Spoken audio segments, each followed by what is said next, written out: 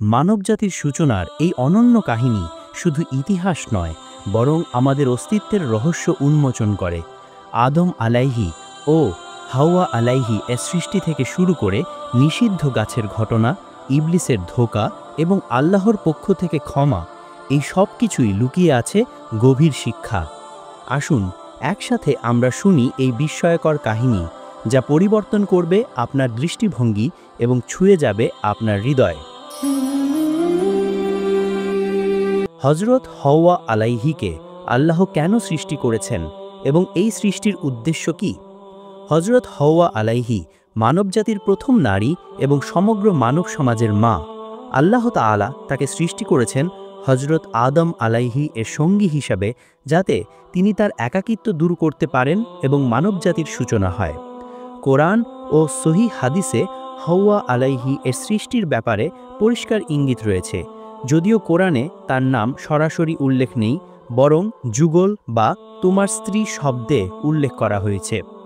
কোরআনের দলিল: আল্লাহ তাআলা কোরআনে বলেন, ইয়া আইয়ুহান নাসু ইত্তাকু রাব্বাকুমুল্লাযী খালাকাকুম মিন নাফসিন ওয়াহিদাতিন ওয়া খালাকা মিনহা যাওজাহা ওয়া বাথা মিনহুমা রিজালান কাসীরান ওয়া নিসাআ। অর্থ: হে মানুষ, তোমরা তোমাদের প্রতিপালককে ভয় করো, যিনি তোমাদের সৃষ্টি করেছেন এক প্রাণ থেকে এবং সেখান থেকে সৃষ্টি করেছেন তার সঙ্গিনী এবং উভয়ের থেকে বিস্তার করেছেন বহু পুরুষ ও নারী। সূরা আন-নিসা হয় 1 আয়াত। এই আয়াত থেকে বোঝা যায় আল্লাহ তাআলা প্রথমে আদম আলাইহিকে সৃষ্টি করেছেন এবং তার থেকেই হাওয়া আলাইহিকে সৃষ্টি করেছেন। হাদিসের দলিল: সহিহ বুখারী ও সহিহ মুসলিমে রাসূলুল্লাহ সাল্লাল্লাহু আলাইহি ওয়াসাল্লাম বলেছেন, নারীদের বিষয়ে ভালো ব্যবহার করো, কারণ নারীকে সৃষ্টি করা হয়েছে পাঁজরের হাড় থেকে এবং পাঁজরের সবচেয়ে বাঁকা অংশ হল উপরের অংশ। যদি তুমি সেটিকে সোজা করতে চাও তবে ভেঙে ফেলবে, আর যদি যেমন আছে তেমন থাকতে দাও তবে তা বাঁকাই থাকবে। তাই নারীদের বিষয়ে ভালো ব্যবহার করো। বুখারী 3331, মুসলিম 1468। এখানে পাঁজরের হাড় থেকে সৃষ্টি কথাটি হযরত হাওয়া আলাইহি এর সৃষ্টিকে ইঙ্গিত করে। ইসলামী বর্ণনায় আসে, যখন হযরত আদম আলাইহি জান্নাতে একাকী ছিলেন, তখন আল্লাহ তার থেকে হাওয়া আলাইহিকে সৃষ্টি করেন।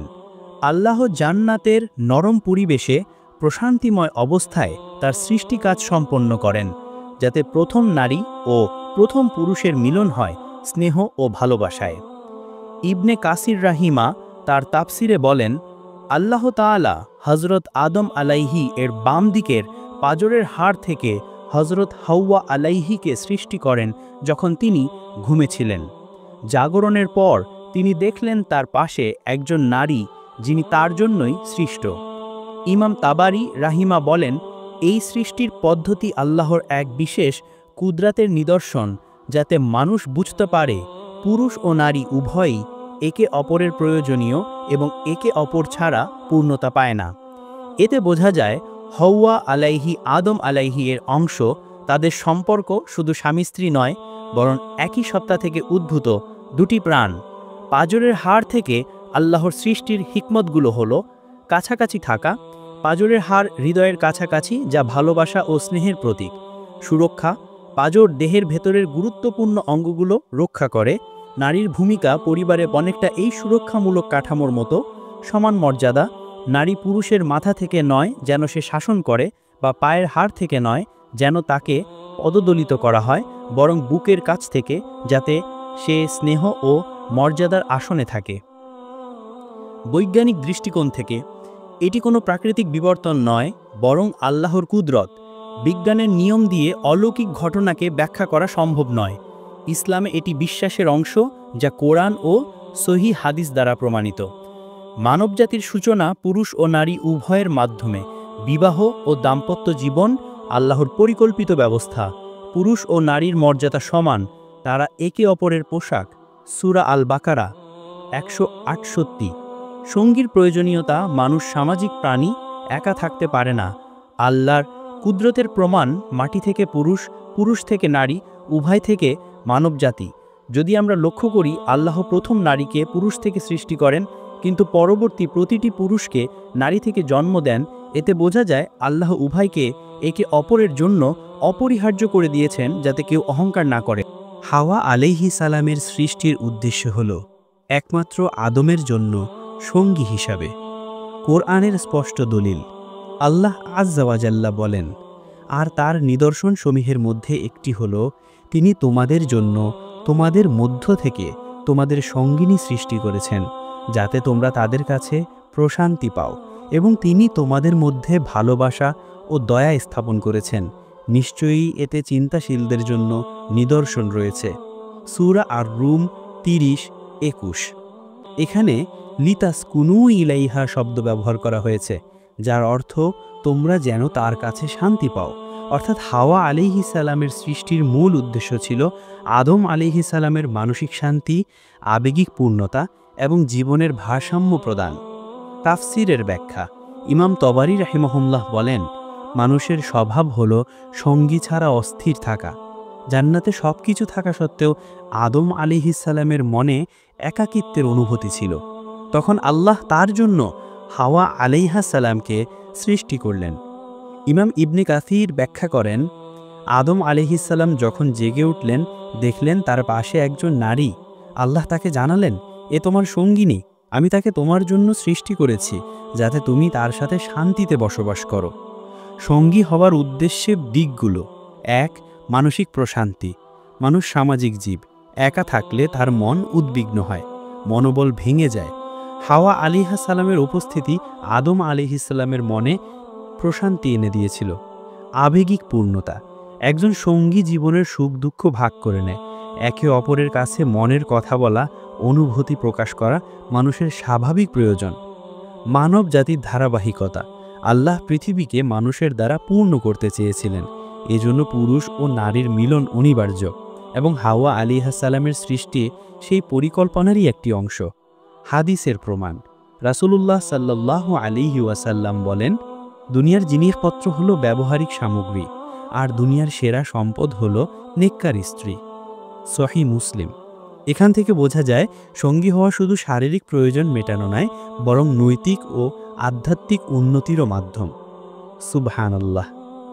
আমরা তো জানতে পারলাম যে হযরত হাওয়া আলাইহিস সালামকে আল্লাহ তাআলা কেন সৃষ্টি করেছেন এবং সৃষ্টির উদ্দেশ্য কী।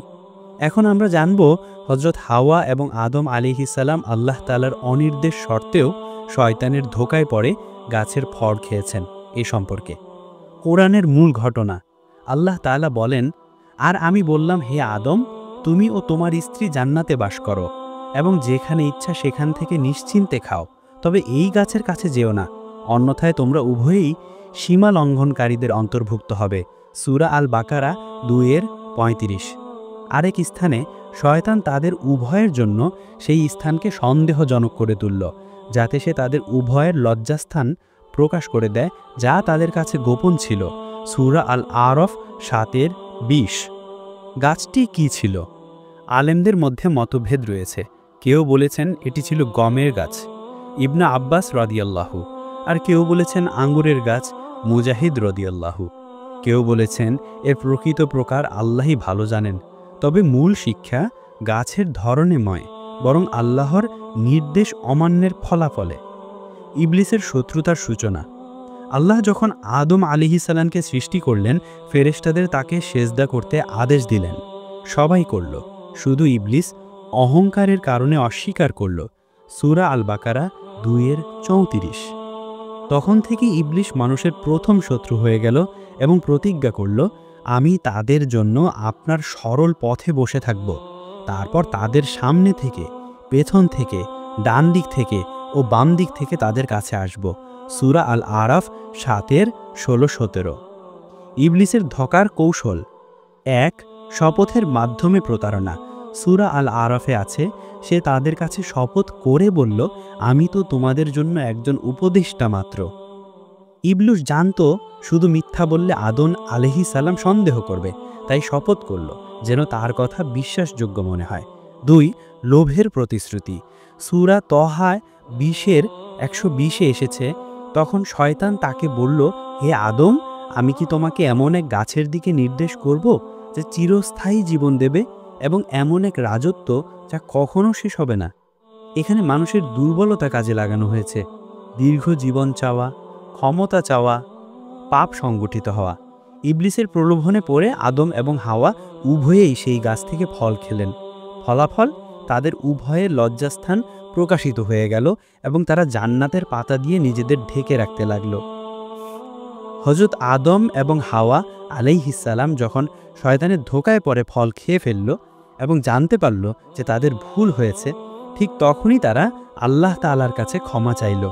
এখন প্রশ্ন হলো, কেন তারা ক্ষমা চাইলেন? মাত্র একটা ফল খাওয়ার জন্য? ইবলিসের ধোকায় পড়ে যখন আদম আলাইহিসসালাম ও হাওয়া আলাইহিসসালাম নিষিদ্ধ গাছ থেকে খেলেন, তখনই আল্লাহর নির্দেশ লঙ্ঘন হল। ফলাফল সঙ্গে সঙ্গেই দেখা দিল, তাদের উভয়ের লজ্জাস্থান প্রকাশিত হয়ে গেল এবং তারা জান্নাতের পাতা দিয়ে নিজেদের ঢাকতে লাগল। সূরা আল আরাফ ৭-২২। তাফসীরকারকগণ বলেন, এটি শুধুমাত্র পোশাক হারানো ছিল না, বরং মর্যাদা ও নিরাপত্তা হারানোর প্রতীক, আল্লাহর তিরস্কার। এরপর আল্লাহ তাদের ডেকে বললেন, আমি কি তোমাদের সেই গাছের কাছে যেতে বারণ করিনি এবং বলিনি যে শয়তান তোমাদের স্পষ্ট শত্রু? সূরা আল আরাফ ৭-২২। এখানে ৩টি বিষয় পরিষ্কার হলো। আল্লাহর আদেশ অমান্য হয়েছে, শয়তানকে অবহেলা করা হয়েছে, পাপীর পর পরিণতি দ্রুত এসেছে। তাদের তওবা। পাপ করার পর আদম আলাইহিসসালাম ও হাওয়া আলাইহিসসালাম সঙ্গে সঙ্গে ভুল বুঝতে পারলেন। তারা আল্লাহর কাছে আন্তরিকভাবে প্রার্থনা করলেন, হে আমাদের প্রতিপালক, আমরা নিজেদের প্রতি জুলুম করেছি। যদি আপনি আমাদের ক্ষমা না করেন এবং দয়া না করেন, তবে আমরা অবশ্যই ক্ষতিগ্রস্তদের অন্তর্ভুক্ত হব। সূরা আল আরাফ ৭-২৩। এই দুয়া ইতিহাসের প্রথম তওবা। তাফসীরের বিশ্লেষণ। ১. পাপ স্বীকার করা। তারা অজুহাত দেননি, শয়তানের দোষ জাপাননি, বরং নিজেদের দোষ মেনে নিয়েছেন। ২. আল্লাহর দয়া কামনা। তারা জানতেন আল্লাহর ক্ষমা ছাড়া উদ্ধার সম্ভব নয়। ৩. আল্লাহর প্রতিক্রিয়া। আল্লাহ তাদের তওবা কবুল করলেন, তারপর তার প্রতিপালক তাকে নির্বাচিত করলেন, তার তওবা কবুল করলেন এবং তাকে সৎ পথে পরিচালিত করলেন। সূরা তাহা ২০-১২২। হাদিসের আলোকে শিক্ষা। রাসূলুল্লাহ সাল্লাল্লাহু আলাইহি ওয়াসাল্লাম বলেছেন, প্রত্যেক আদম সন্তান পাপ করে, আর পাপীদের মধ্যে উত্তম তারা যারা তওবা করে। সুবহানাল্লাহ। সুনান ইবনে মাজাহ সহিহ। তওবার শর্ত। আলেমদের মতে ১. পাপ ত্যাগ করা। ২. পাপের জন্য অনুতপ্ত হওয়া। ৩. পুনরায় সেই পাপে না ফেরার দৃঢ় সংকল্প। ৪. অন্যের অধিকার হলে তা ফিরিয়ে দেওয়া। আমরা আদম সন্তান, তাই আমাদের সকলের জন্য শিক্ষা নেওয়া উচিত যে কেউ পাপ করলে দেরি না করে আল্লাহর দিকে ফিরে আসা উচিত। পাপের যৌক্তিকতা দাঁড় করানো আসলেই শয়তানের কৌশল। আল্লাহর দয়া অসীম, তবে ইচ্ছাকৃত পাপে লিপ্ত থাকা ক্ষমার পথে বাধা, ভুল হলে অজুহাত না দিয়ে ক্ষমা চাইতে হবে, ইত্যাদি। তওবা এমন একটি উপহার যা মানুষকে শুদ্ধ করে নতুন জীবন শুরু করতে সহায়তা করে। আল্লাহর কাছে ফেরার দরজা সবসময় খোলা, মৃত্যুর আগ পর্যন্ত। সুবহানাল্লাহ। আল্লাহ তাআলা কত মহান। আদম আলাইহিসসালাম ও হাওয়া আলাইহিসসালাম জান্নাতে শান্তি ও সুখের জীবনযাপন করছিলেন, কিন্তু তাদের নিষিদ্ধ গাছের ফল খাওয়ার কারণে আল্লাহ তাআলা তাদের কেন দুনিয়ায় প্রেরণ করেন? এটি শুধুমাত্র শাস্তি নয়, বরং মানবজাতির জন্য এক চিরস্থায়ী শিক্ষা এবং পরীক্ষার সূচনা। কোরআনের দলিল। আল্লাহ তাআলা কোরআনে বলেন, কিন্তু শয়তান তাদেরকে সেখান থেকে পা পিছলে দিল এবং যে অবস্থায় তারা ছিল সেখান থেকে বের করে দিল। আমি বললাম, তোমরা সবাই নেমে যাও, তোমরা একে অপরের শত্রু হবে, পৃথিবীতে তোমাদের জন্য কিছুদিনের জন্য আবাসস্থল ও ভোগের সামগ্রী থাকবে। সূরা আল বাকারা ৩৬। আমি পৃথিবীতে একজন প্রতিনিধি, খলিফা বানাতে যাচ্ছি। সূরা আল বাকারা ৩০। এখান থেকে বোঝা যায় দুনিয়ায় প্রেরণ ছিল মানুষের জন্য পরীক্ষা ও খলিফতের সূচনা।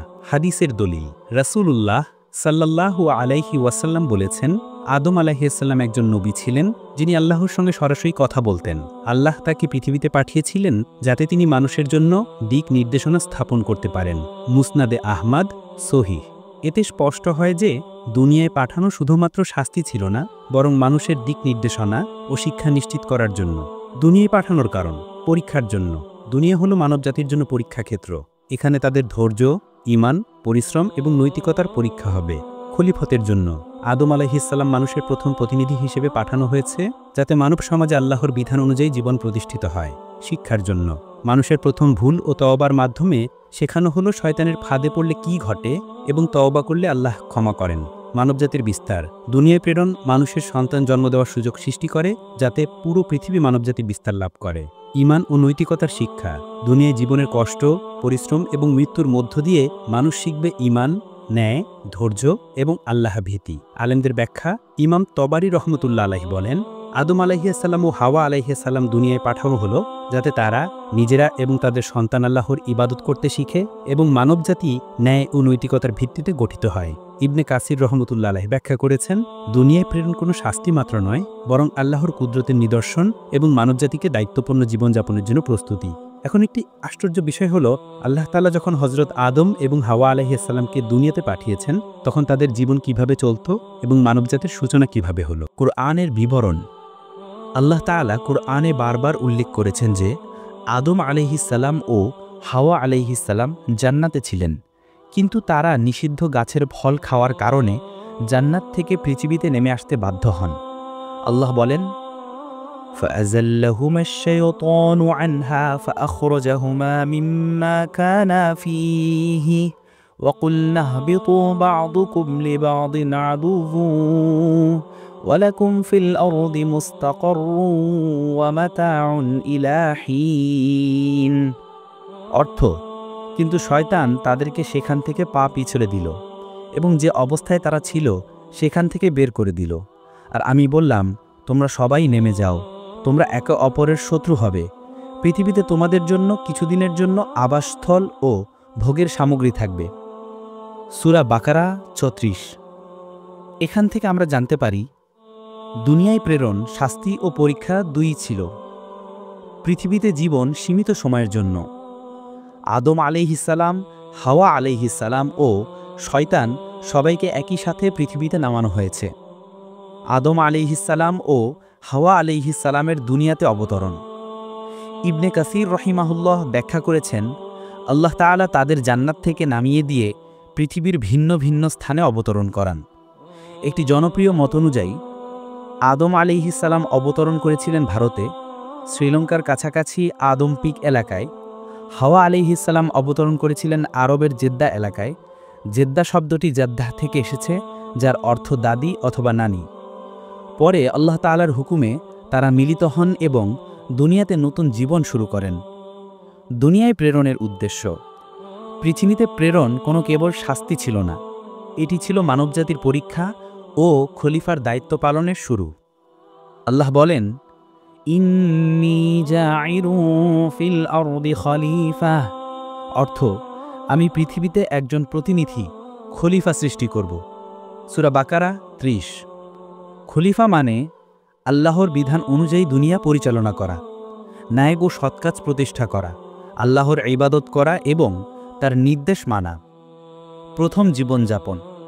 দুনিয়ায় নেমে আসার পর আদম আলাইহিসসালাম ও হাওয়া আলাইহিসসালামের জীবন আরামদায়ক জান্নাতি জীবনের মতো ছিল না। এখানে খাদ্য সংগ্রহ করতে হতো, গরম শীত সহ্য করতে হতো, শিকার ও চাষাবাদ করতে হতো। রোগ, কষ্ট ও মৃত্যু ছিল অবশ্যম্ভাবী। এটি মানবজাতির জন্য এক বাস্তব প্রস্তুতির শুরু। আদম আলাইহিসসালামের নবুয়াত। ইসলামী দলিল অনুযায়ী দুনিয়ায় প্রেরণের পর আদম আলাইহিসসালামকে আল্লাহ নবী হিসেবে নিয়োগ দেন। আল্লাহ তাকে দিব্য জ্ঞান, শরিয়ার বিধান এবং ইবাদতের পদ্ধতি শিক্ষা দেন। রাসূলুল্লাহ সাল্লাল্লাহু আলাইহি ওয়াসাল্লাম বলেছেন, আদম আলাইহিসসালাম একজন নবী ছিলেন যিনি আল্লাহর সাথে সরাসরি কথা বলতেন। মুসনাদে আহমদ, সহিহ। মানবজাতির সূচনা। দুনিয়ায় এসে আদম আলাইহিসসালাম ও হাওয়া আলাইহিসসালামের দাম্পত্য জীবন শুরু হয়। তাদের সন্তানরা পৃথিবীতে মানবজাতির বিস্তার ঘটায়। প্রথম সন্তান জোড়া সন্তান ছিল, এক ছেলে এক মেয়ে। এভাবে অনেক বছর ধরে মানবজাতি বৃদ্ধি পায়। আদম আলাইহিসসালাম ও হাওয়া আলাইহিসসালামের দুনিয়ায় অবতরণের পর মানবজাতির বিস্তার শুরু হয়। আল্লাহ তাআলা তাদেরকে সন্তান ও পরিবার প্রথার মাধ্যমে পৃথিবীতে মানব সম্প্রদায় প্রতিষ্ঠার সুযোগ দেন। এই প্রক্রিয়া মানবজাতির ইতিহাস ও আল্লাহর কুদরতের নিদর্শন। সুবহানাল্লাহ। কোরআনের উল্লেখ। আল্লাহ তাআলা কোরআনে বলেন, ওয়াবাসসা মিনহুমা রিজালান কাসীরান ওয়া নিসাআ। উভয় থেকে তিনি বহু পুরুষ ও নারী সৃষ্টি করেছেন। সূরা আন-নিসা ১। এখানে দেখা যায় আল্লাহ প্রথম দম্পতির সন্তানদের মাধ্যমে পুরো মানবজাতি সৃষ্টি করেছেন। প্রথম সন্তানের প্রসঙ্গ। ইসলামী ইতিহাসে বলা হয়েছে, আদম আলাইহিসসালাম ও হাওয়া আলাইহিসসালামের প্রথম সন্তানরা ছিলেন কাবিল ও হাবিল। এদের মধ্য থেকে মানবজাতির প্রাথমিক সম্প্রদায়ের সূত্রপাত হয়। কাবিল হত্যার ঘটনা কাবিল ও হাবিল মানব সমাজে প্রথম অপরাধ ও ন্যায় বিচারের শিক্ষা দেয়। কোরআনে আল্লাহ বলেন, ওয়াতলু আলাইহিম নাবা আবনাই আদম বিল হাক্ক ইয ক্বাররাবা কুরবানান ফাতুকুব্বিলা মিন আহাদিহিমা ওয়া লাম ইউতাকাব্বাল মিনাল আখর। আদমের দুই সন্তান সম্পর্কে তাদের গল্প বলো, যখন তারা কুরবানি নিবেদন করেছিল। একজনের কুরবানি গ্রহণ করা হলো আর অন্যটি গ্রহণ করা হলো না। সূরা আল মায়েদা ২৭ নম্বর আয়াত। এটি প্রমাণ করে মানবজাতির মধ্যে নৈতিক ও ঈমানের ভিত্তি দিয়ে সমাজের প্রথম শিক্ষা শুরু হয়। মানবজাতির বিস্তার। আলেমদের মতে আদম আলাইহিসসালাম ও হাওয়া আলাইহিসসালামের আরও অনেক সন্তান জন্মগ্রহণ করে। কোরআনে ও সহিহ হাদিসে এ বিষয়ে বিস্তারিত সংখ্যা উল্লেখ নেই, তবে বলা হয় প্রাথমিক কয়েক প্রজন্মের মাধ্যমে মানুষ ধীরে ধীরে পৃথিবী জুড়ে ছড়িয়ে পড়ল। বংশবিস্তার ও সমাজ গঠন। পরিবার ও সম্প্রদায়। প্রথম সন্তানরা নিজের পরিবার তৈরি করে বংশবৃদ্ধি করে। তাদের মধ্যে শিক্ষা, কাজ, নৈতিকতা ও আল্লাহ ভীতি শেখানো হয়। পরিবেশে বিস্তার। মানুষ নানা স্থানে বসতি স্থাপন করে। আল্লাহ তাদের কাজ করার দক্ষতা, খাদ্য সংগ্রহ এবং আবাসন তৈরি করার ক্ষমতা দেন। শিশু ও উত্তরাধিকারী। সন্তানদের মাধ্যমে মানবজাতির সংখ্যা দ্রুত বৃদ্ধি পায়। আল্লাহ মানুষের মধ্যে সম্পর্ক ও দায়িত্ব, সন্তানের লালন পালনের গুরুত্ব স্থাপন করেছেন। ইসলামী ব্যাখ্যা। ইমাম তাবারি রহিমহুল্লাহ বলেন, আদম আলাইহিসসালাম ও হাওয়া আলাইহিসসালামের সন্তানরা আল্লাহর নির্দেশ অনুযায়ী মানবজাতির প্রথম সমাজ গঠন করে। এ সমাজের মধ্যে নৈতিকতা, আইন ও ধর্মের ভিত্তি স্থাপন করা হয়। মানুষকে আল্লাহর নির্দেশ অনুযায়ী চলতে শেখানো হয়। ইবনে কাসির রহিমাহুল্লাহ ব্যাখ্যা করেছেন, আল্লাহর উদ্দেশ্য ছিল মানুষকে দুনিয়ার পরীক্ষা করার জন্য নিজেদের মধ্যে পারস্পরিক সম্পর্ক, শিক্ষা ও দায়িত্ব পালন শেখানো। সুবহানাল্লাহ, আল্লাহর সৃষ্টির কি সুন্দর নিদর্শন! আলহামদুলিল্লাহ। এক কথায় আদম আলাইহিসসালাম ও হাওয়া আলাইহিসসালামের বংশধরের মাধ্যমে মানবজাতি সৃষ্টি হয়েছে। এই বিস্তার কেবল সংখ্যার বৃদ্ধি নয়, বরং আল্লাহর নিয়ম, ন্যায়, শিক্ষা ও ধর্মীয় দায়িত্বের ধারাবাহিকতা বজায় রাখার মাধ্যম। মানবজাতি পৃথিবীতে দায়িত্বশীল প্রতিনিধি হিসেবে পাঠানো হয়েছে, যাতে তারা আল্লাহর বিধান মেনে চলতে পারে, নৈতিক জীবন গড়ে তুলতে পারে এবং সমাজে শান্তি ও স্থায়িত্ব নিশ্চিত করতে পারে। এই ভিডিও থেকে আমাদের শিক্ষা নেওয়া উচিত একজন আদম সন্তান হিসাবে। ১. শয়তান ধৈর্যশালী, সে মানুষের কাছে একবার নয় বারবার চেষ্টা করে। ২. শয়তান ভালো উদ্দেশ্যের আড়ালে খারাপ কাজ শেখায়, যেমন তোমরা চিরজীবী হবে। ৩. আল্লাহর আদেশ লঙ্ঘন করলে সম্মান চলে যায়, যেমন লজ্জাস্থান প্রকাশ পেল। আজও শয়তান মানুষের কাছে এসে গুনাহকে সাজিয়ে উপস্থাপন করে, মিথ্যা প্রতিশ্রুতি দেয়, হারাম জিনিসকে হালাল মনে করায়, যেমন বেভিচারকে ভালোবাসা নামে চালানো, সুদকে বাণিজ্য বলা ইত্যাদি। মানুষের জীবন একটি পরীক্ষা মাত্র। দুনিয়া জান্নাত নয়, এখানে কষ্ট ও সংগ্রাম স্বাভাবিক। আল্লাহর অবাধ্যতা শাস্তির কারণ, কিন্তু তওবার মাধ্যমে ক্ষমা লাভ সম্ভব। দুনিয়ার জীবন হলো পরীক্ষা। শয়তান মানবজাতির চিরশত্রু। মানুষকে দুনিয়ায় পাঠানো হয়েছে আল্লাহর একমাত্র আল্লাহর ইবাদত করার জন্য। তওবার মাধ্যমে ক্ষমা সম্ভব। মানবজাতির বিস্তার ও সমাজ গঠন আল্লাহর পরিকল্পনার অংশ। ঈমান, ন্যায়, ধৈর্য ও পরিশ্রম এখানে শিখতে হয়। আল্লাহু আকবার। আল্লাহ তাআলা আমাদের সকল মুসলিম ভাই ও বোনদের সঠিক দিন প্রতিষ্ঠা করার তৌফিক দান করুন, আমিন। প্রিয় দর্শক, আজ এই পর্যন্ত। পরবর্তী ভিডিওতে জানব আদম আলাইহিসসালামের পুত্র হাবিল ও কাবিলের সম্পর্কে। আজকের এই ভিডিওটি যদি আপনার মনে ছুঁয়ে যায়, তবে ভিডিওটি লাইক দিন। আপনার মতামত কমেন্টে জানাতে ভুলবেন না। আর অবশ্যই চ্যানেলটি সাবস্ক্রাইব করুন, যাতে পরবর্তী ভিডিও মিস না হয়। আর মনে রাখবেন, জ্ঞান ভাগ করলে তা আরও বাড়ে। ধন্যবাদ আমাদের সাথে থাকার জন্য। আল্লাহ হাফিজ।